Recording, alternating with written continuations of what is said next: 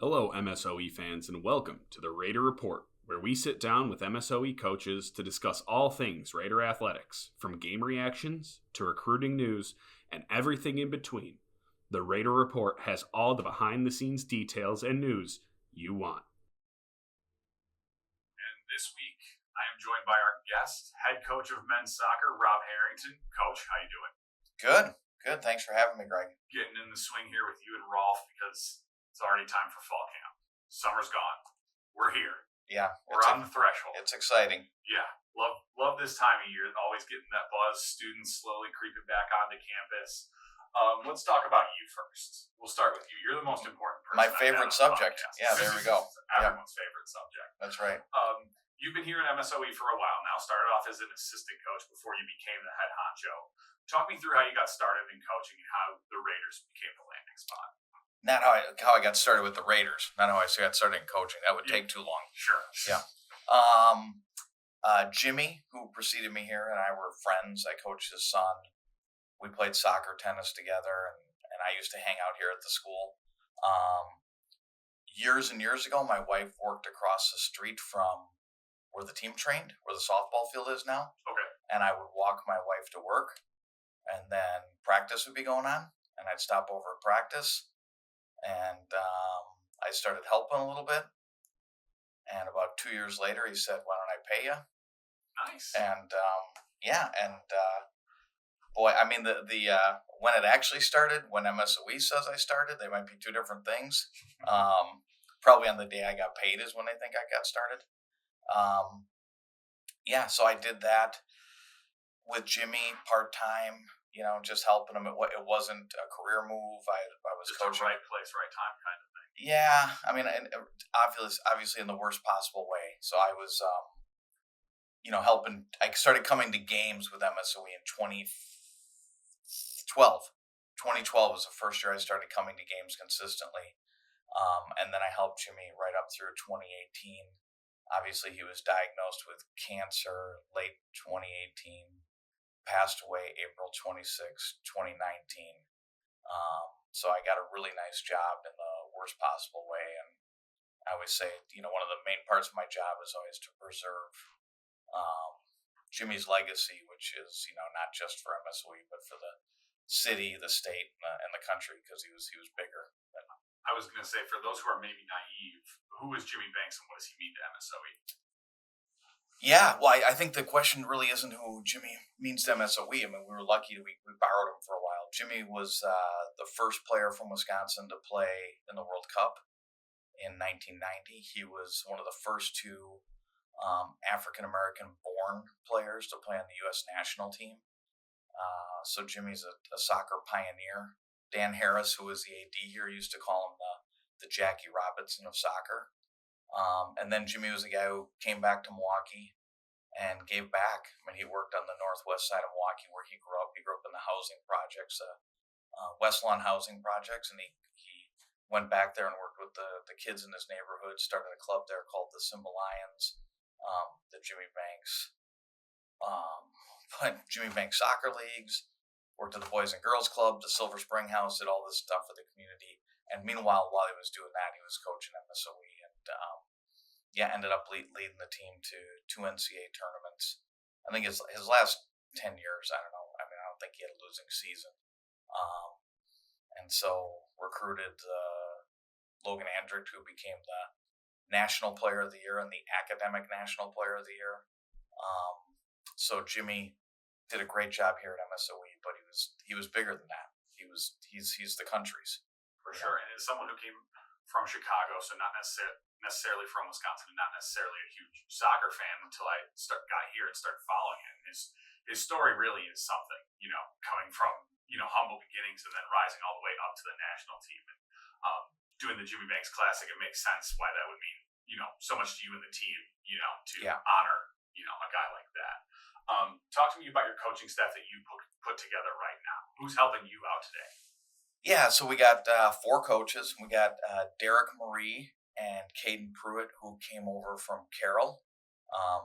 Both have full-time jobs outside of soccer, are helping me here. And then Joey Schauer, who is he's been helping me. I don't know how many years now, 5, I think. And John Moynihan, who's been helping me. This will be his 2nd season.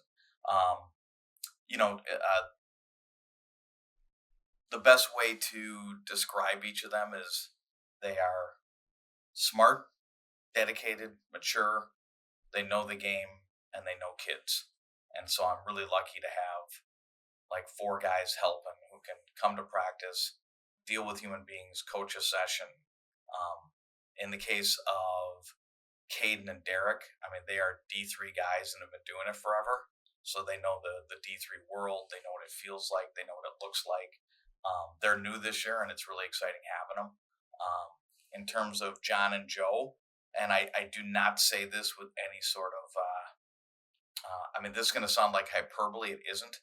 If you hang out in the soccer community in the greater Milwaukee area and you say John Moynihan, everybody will tell you that's like the nicest human being there is, right? Sure. If you go to the south side of Milwaukee and you mention Joe Shower, everybody's going to say that's the nicest guy there is. What a rivalry to have. Yeah, I mean, it's really amazing. I got 2 people that are such unbelievable human beings, and in their communities, Joe is big time in the Croatian Eagle Soccer Club, and like his community's done everything there, and yeah, they're just unbelievable people. So I'm really lucky to have them. It really they add what's the word I'm looking for? They add a calmness and a sensibility to everything you do. Yeah. So talk to me then, psychologically, if you will, the coaches that you have on your staff. Do you all kind of see the game the same way? Do you see it differently? And one of them's kind of the devil on your shoulder, telling you the opposite of what you think all the time. Well, I think the first rule of a head coach is to tell the assistants to disagree with you, right? So I say to all of them, like, at the end of the day, I got to make the final decision, so I always have to own it. So come and disagree with everything I do. Disagree with practice, behind closed doors, of course. Disagree with what we're going to do in the game. Disagree with everything. And really, push me and test me. Obviously, if they agree, they agree. In terms of, are there ones that have different perspectives? I think, John I've known since I was 6 years old. So Joe sometimes says that we speak a language that the rest of the coaches don't understand. So I think with John, it's more like I know how he thinks because I played with him for the first 18 years of my life, and we've been friends forever, and he's coached a lot. We talk a lot. So I think John, it's more of a lifelong trust that I understand how he thinks. Right. With Joe, I think he's really good with personalities. Okay. And he understands how kids think and what they're going through. He was a teacher for, I think, 30 years before he retired as a high school teacher and was a coach. So he just gets kids. Now Derek and Caden are new, right? So I don't know yet. I think Derek is a big personality, and I mean that in the best way. Like he's got a lot of charisma. And he was a head coach at Carroll for a long time, and so I think that he's going to bring an energy and a perspective that will be really valuable. I mean, same with Caden, just because of his knowledge of D3 soccer and Caden's. I mean, they played it recently. Derek was an assistant at Carroll before he became the head coach, and then he's got 3 kids under the age of 7 or 8, and he decided that maybe all the travel and all the being gone recruiting every weekend wasn't the best thing for his kids, and so he stepped down. And I said, well, why don't you help at MSOE instead? Nice. And so it's pretty cool. I'm really excited to have him. No, that's awesome. That's awesome. And then looking the opposite way, if you had to, if so to speak, look up at the branches of your coaching tree and all the coaches who coached you and that you've learned from, who do you think was maybe the most influential, and who did you take the most from in how you coach right now? Whew. I know that's a heavy question. That's a heavy question. Okay, I mean, I'm plus 30 years in coaching, Greg. So I'm going to do this really quickly. Okay. But I'm going to mention 4 people. Okay. If that's okay. Sure. So one would be, in no particular order, Jim Moynihan. Jim Moynihan's John's dad. He was our coach as a kid. Okay. And he coached us from like age 7 to like 16. and his sensibility about how to deal with kids and motivate them and like push people while still loving them. Sure. Like Jim Moynihan could push people while still loving them, and now it's taken too long. But a brief story about him: when I was in college, I came home and I was complaining about my own college coach, and he was laughing and listening to me and going, "Oh yeah, right." And at the end of it, he said, "Those stories are funny, Rob, and maybe you got some points, but why don't you just shut your mouth, quit being a baby, and play soccer?" And I think back of that line, and I always think that might be the most influential thing anybody's ever said to me. Sure. Quit being a baby, shut your mouth, and play soccer. So, Jim Moynihan, Craig Peltonen, who just retired from Marion. Okay. He was my youth coach from like 16 to 19. He coached me in adult soccer, and I was his assistant at Marion back in the mid 90s or no, early 90s, 92, 93. Okay. And Craig is incredibly blunt and incredibly passionate about the game and is always thinking, and really just one of my favorite people in coaching. His work ethic, like when I got to Marion at the beginning, it was like after every game we would sit down and rate every player 1 through 5, do a write out on them. When I first showed up, we had to build a fence to go around the field. Taught me a little bit about D3 soccer. You got to do it yourself. We're pounding in a wooden fence. But then just as a coach and a player, he was always incredibly honest about everything, right? There was never any punches pulled. Sometimes it would hurt, but you knew he cared. But he was direct, and so you never felt like you weren't getting information. And so Craig, just from 16 till today, is still a guy I talk to all the time about the game. Obviously, we talked a little less during the season when I was competing with him. He was in Marion, but just a really great soccer person. Peter Knezik is a Wisconsin legend. He was the first guy from the Wave to have his jersey retired. Okay. I coached with him. He was my boss for 19 years, and he had probably maybe the greatest emotional IQ of any coach I've ever been around, and just dealing with other coaches, dealing with parents, because I did club soccer for 19 years, dealing with kids, and just really handled people well. He said that's because he was raised Serbian and he had a crazy Serbian dad. And he goes, nothing could be crazier than that. So I was ready for anything. Sure. But just had a huge impact on my life as a person and coach. And the last one is my dad. My dad was a coach. He was not a soccer coach, but my dad was a high school teacher and a coach. He coached every sport imaginable. Track and football were his sports, but he coached basketball, baseball, soccer, golf, tennis. I'm probably missing one. Wrestling. Coach wrestling too. Yeah, I always say that when that was the first sport he coached. They gave him the sport. He went to clinics, came back, worked on the moves on my mom, and 9 months later, my brother was born. So, but I would say those would be there's a lot of them, but a lot of my sensibilities, obviously, as a human being, are going to come from your dad.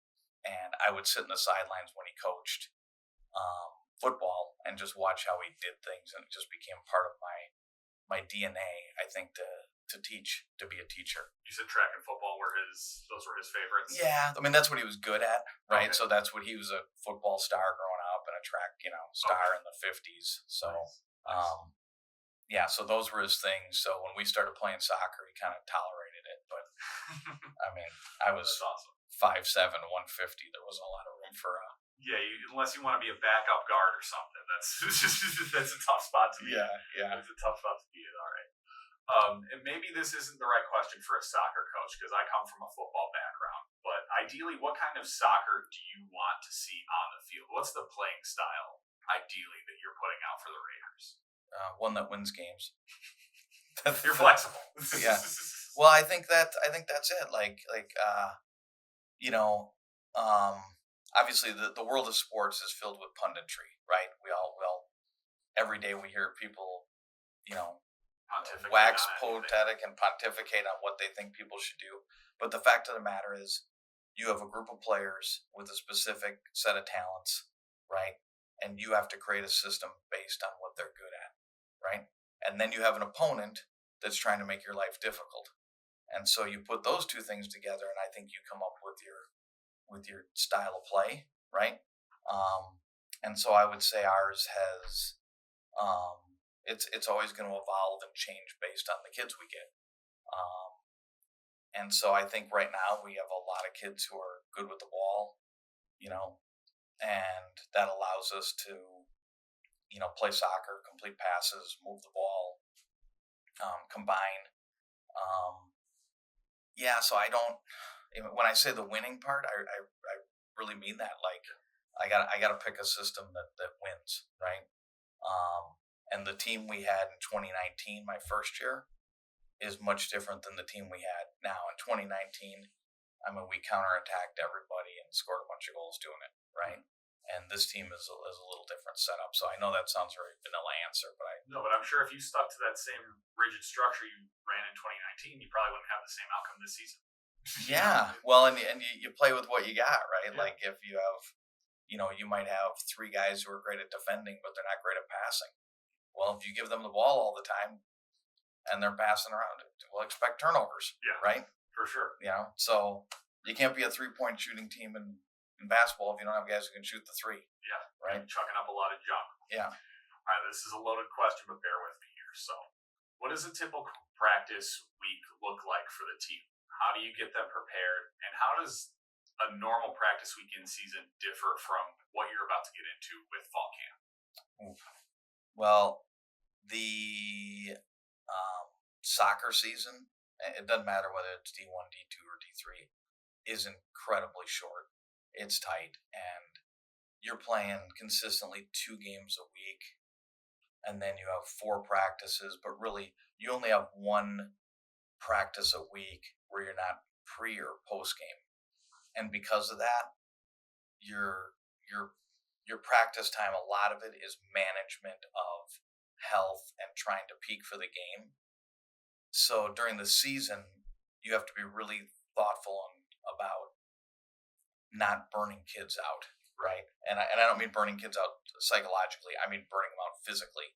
That you have to run a practice that's logical. So, practices are hour and a half, hour and 15 minutes. A lot of times, sometimes a little over an hour and a half during the season. And it's about prepping for the game. It's like being ready for the game on Wednesday and then being ready for the game on Saturday, and that's kind of it. The preseason is about setting a foundation for what your team's going to be, right? Hopefully, if you're like us right now and we got some consistency within players, you can set your model of how you want to play and who you're going to be in those 2 weeks leading up to the game, and then try to get some details in, and you're going to get after the guys a little bit. But it's still very, you still got to be really cognizant of health, right? Because it's just hard. And a lot of it is, do the kids show up in shape? I mean, that's their job. I mean, they have a job, and it's show up ready to be fit, because soccer, is not a sport for people who don't want to run. I was just about to ask you, as someone who had, very strict lifting, conditioning, plans over the summer, do you plan for, fall camp, building in conditioning at all, or do you really assume, hey guys, day one, we don't have time for this, you got to show up in shape? Yeah, you got to show up in shape. Yeah. We have a fitness test day one. Hopefully that motivates them to show up fit. That's all it took when I played. You tell me we have a conditioning test, and I will show up and make sure that. Well, yeah, if they've been really good the last bunch of years about showing up fit, we actually made it a little harder this year. If you don't mind me asking, can you share what that is? Yeah, it's a cone drill, like 5 yards and back, 10 yards and back, 15, 20, 25. Yep. And you have 33 seconds to run it, 25-second rest.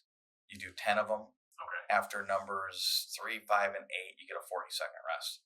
Okay. So, our soccer is an anaerobic sport. So as a big guy, I would hate all that. All the change of direction would put a toll on me. I was much more of a give me the 110s, give me the 12 110s, and I'll be fine. Yeah. But yeah, no, that makes sense for your sport. Yeah, and that's my thought. There's a lot of different. There's the Cooper test. There's these full field runs and everything. I chose this one. There's obviously the beep test. A lot of people do that. I don't do it because I'm always afraid that they can't hear the beep. Right. And then I'm like, well, that was pointless. This was a waste. Yeah. So yeah, I think they have to show up fit, right? If they don't show up fit, like they're chasing, and you don't have time. I mean, I think, you genuinely, if they didn't show up fit, they genuinely don't have time to get fit for game one. It's not going to happen, right? Sure. So that's their job. Unlike a spring team sport where maybe you could work them in the fall and have them prep for that day. So we're going to get into the rapid fire questions. I'm going to give you a little bit of a mental break. We'll drill you on soccer as hard here. Vacation might feel like too strong of a word here, but favorite place you've ever visited? New Zealand. Ooh, nice. What was the occasion? I wanted to go there, so I biked around New Zealand. Nice. How long were you there for? It was 2 weeks, 1995. That's when it was. Okay. Yeah. Dang. What a time to be alive. I wasn't, but I can only imagine. Yeah. Favorite restaurant? Could be anywhere in the world or could be a Milwaukee spot. What's your pick? Oh, geez. I'm married without kids. We eat out a lot. I'm going with Bavette. Bavette. Down in Chicago or up here you talking? Up here in the third ward. Okay, for sure. Yeah. Nice. I mean, I got others. Up on Brady Street where I live, I go to Apollo. Apollo's nice. Yeah, if I'm just getting a sandwich, I get the Paris pita or the chicken souvlaki. Yeah, and a little spanakopita and some lentil soup. That would be my local spot. If I'm going high end, it would be Bavette. But boy, there's like 8 others. I feel bad, not mention them. But we'll have you back on the podcast. You'll give someone else their shine, I'm sure. Yeah. All right. Oh, by the way, my favorite coffee shop, Rochambeau. Got to throw that in there. I think I've seen you outside Rochambeau more times than I care to admit. Yeah. Movie scene. If they made a movie about your life, whether it's a comedy, a drama, they're going to spoof it, whatever it's going to be, what one scene has to be in that movie? What one scene? Yeah, if they're making Rob it's like Harrington a scene from my life? Yes. Oh, boy, that's a rough one. A scene from my life. I mean, I think if it's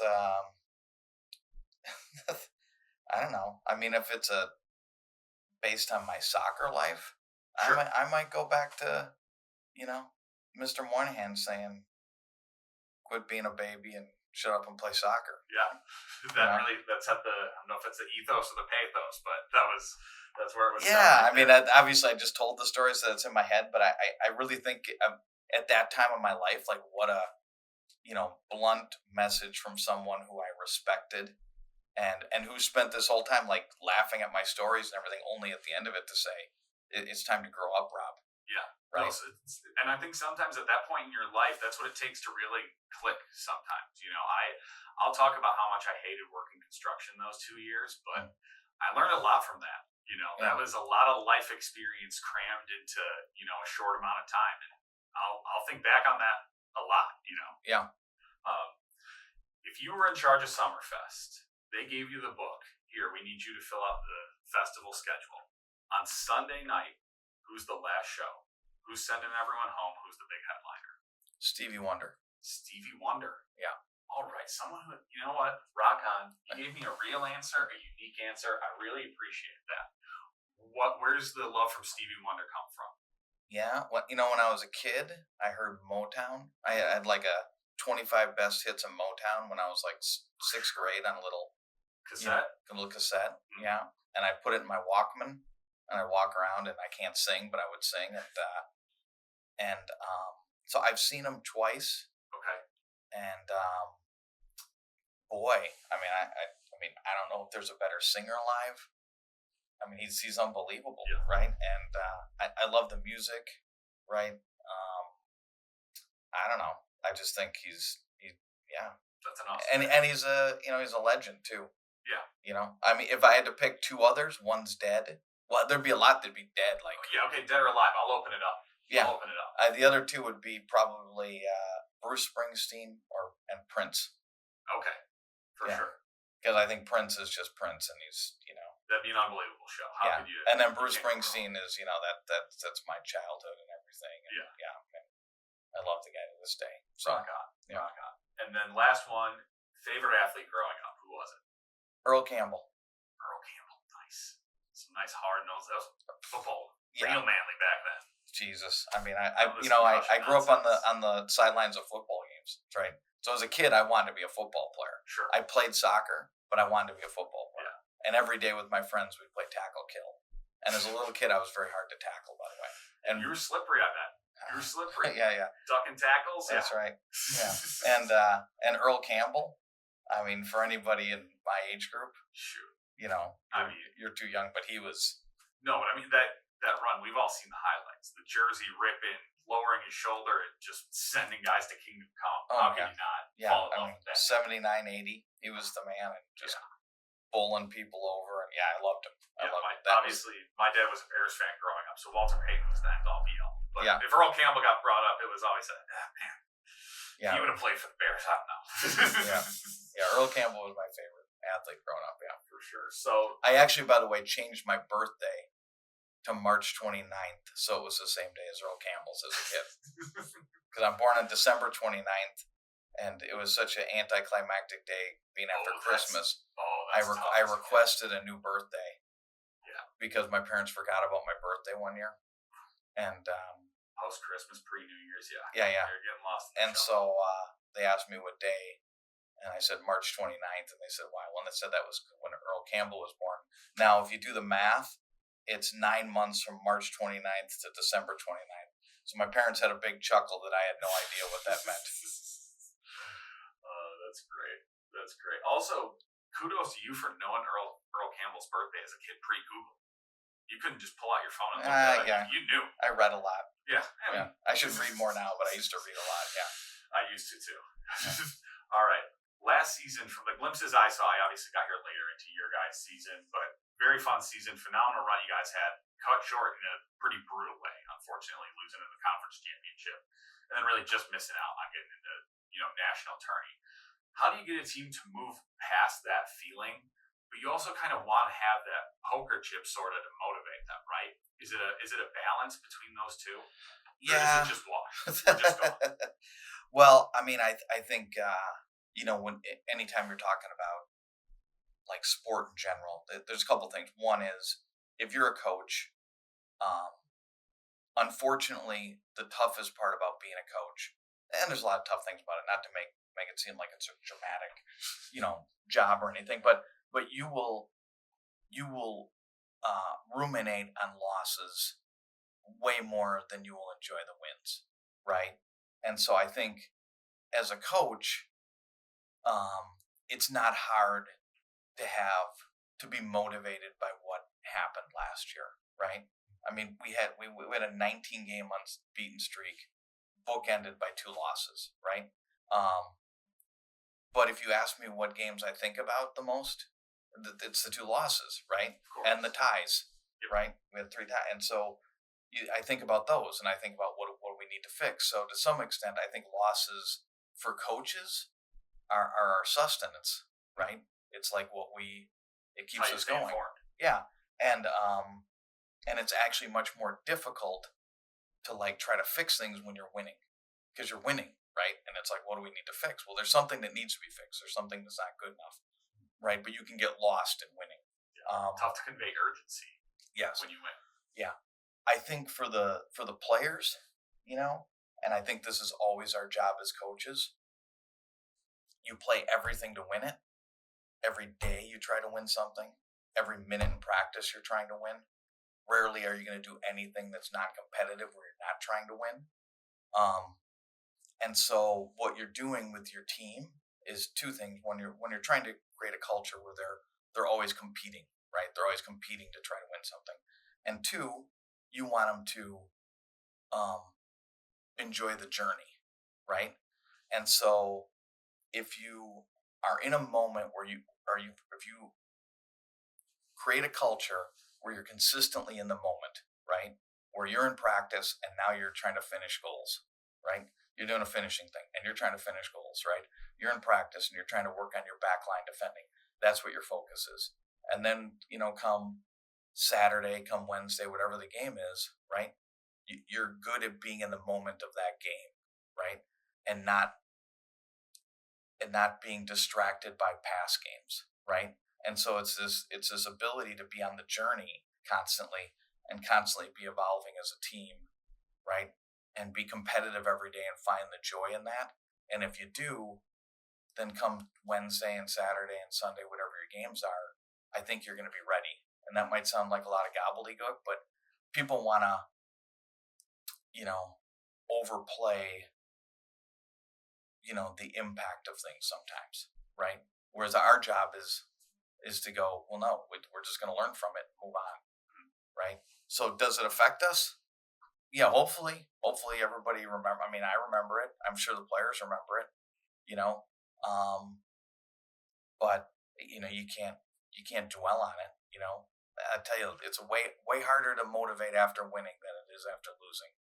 So, we finished with a loss. Motivation shouldn't be hard.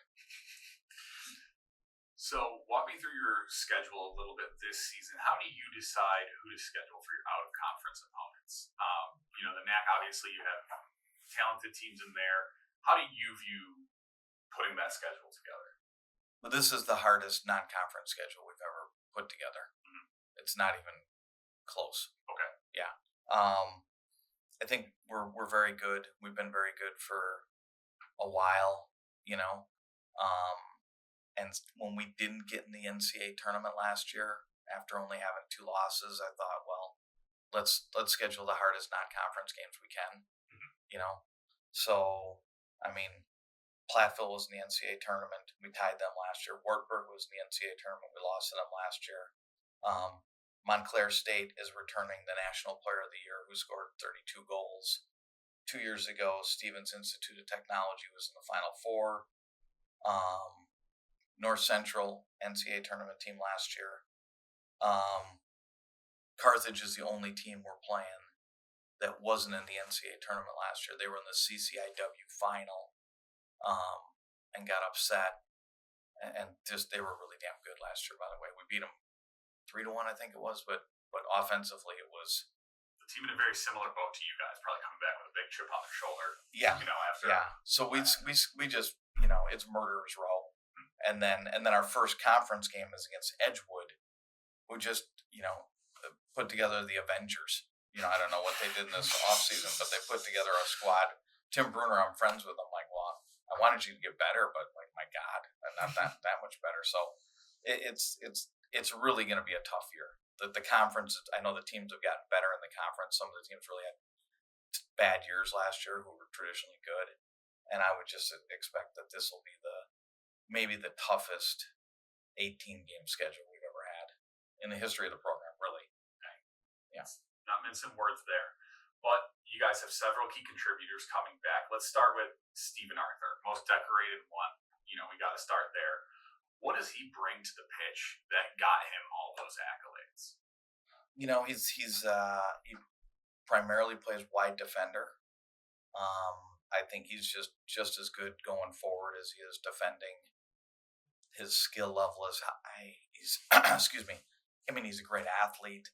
There's just really not much he can't do with a soccer ball, and there's not much he can't do athletically. So his presence is massive.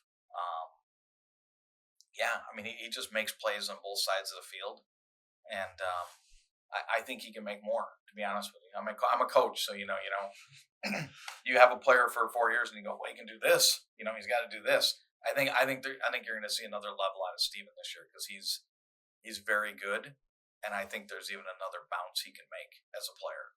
Another guy who we talked about before the air, who I think it's safe to say that his job is safe. Zach Thompson's coming back. Another guy who you guys can really lean on, another leader of the squad. What are you looking from him this season? What are the expectations for him? Yeah, I mean, again, Steven plays in back, out wide. Zach plays up top, out wide. Again, like he's as a club guy, he played wide defender. In high school, he played center forward. For us, he plays out wide.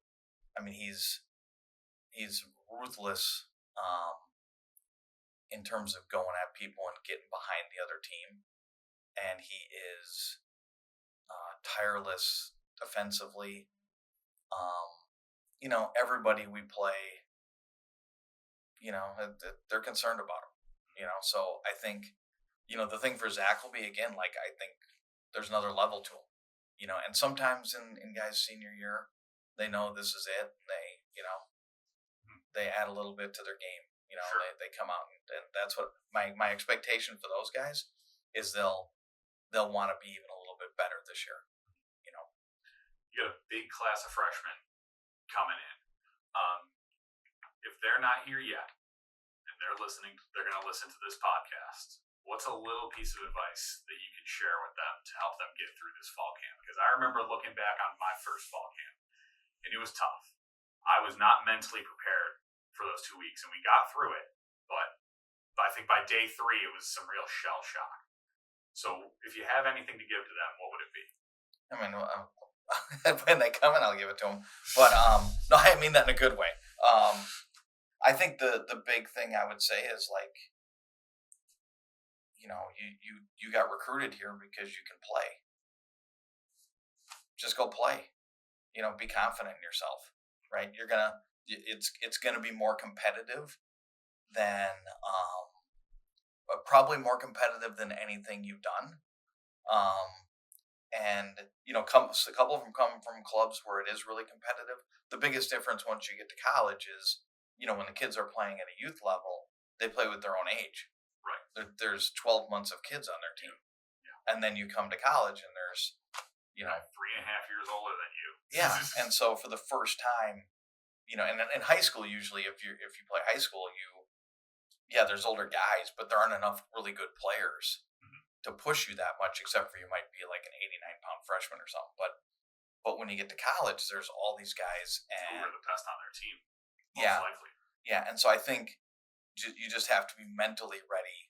Be mentally ready for the competition, but be fully confident in who you are. Yeah, because you wouldn't be here if you didn't have something. That's great advice. Yeah. I think if I would have had that, I would have been better prepared for my first fall camp. Yeah. All right, Coach, thanks for taking the time with me today. Before I cut you loose, how can people help support MSOE soccer? What can they do to help you guys out? I mean, like MSOE people? Anybody? I mean, the fans, people who might be listening to this podcast. Yeah, I mean, come to games. I mean, yeah, I'd say give us money, but that's not a little ways off from Giving Day. Well, that'll be for round 2. Yeah, and that sounded very crass anyway. But I mean, come out to the games. We have a great product. I don't think there's many experiences like Veets Field. I mean, have one of the most unique fields in the country. The setting of our field works. The way the stands are set up. We can have 300 people at the game, and it feels like 3,000 people are at the game. There's not many places like Veets. And if you're someone living downtown, just come over and catch a game. Like, it is a unique atmosphere. And you go to some of these places and they're playing, their soccer games on a football field, and they got these huge stands, and it looks like 12 people are there, and they might have the same number of people as us, but the sound isn't right. And so the product on the field, is going to be the same, but our atmosphere is great. So I would tell people, you'll enjoy it. The games are fun. It's a good experience. And then the great thing about MSOE is you can get a bite to eat, walk across the street, go to the game, or you can go get a drink when the game's over. Like, you're right there, right in the middle of everything. We're in a great spot to be. Thanks again for taking the time to chat with me, Rob, and good luck to you guys as you get the season started here. Hey, thanks for having me, Greg. You can follow Raider Athletics on YouTube at MSOE Raider Athletics, and you can follow us on Twitter and Instagram at MSOE_Raiders. Don't forget to find us on Spotify too. Be sure to like, subscribe, follow, repost, share, and get the word out to all your Raider friends and family. We want you to be heard. Mention us on social media and tell us what you want to hear about. Go Raiders!